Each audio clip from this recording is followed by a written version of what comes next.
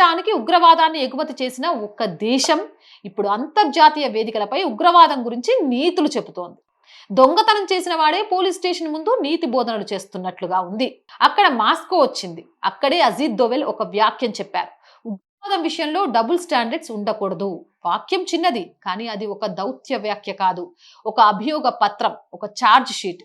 ఆఫ్ఘనిస్తాన్ లో ఉగ్రవాదులు ఉన్నారని నువ్వు బాంబులు వేయడం సరైందైతే, పాకిస్తాన్ లో ఉగ్రవాదులు ఉన్నారని ప్రపంచం అదే ప్రశ్న అడగకూడదా? ఆ ఒక్క ప్రశ్నతో పాకిస్తాన్ 20 ఏళ్ల ప్రచారం కూలిపోతుంది.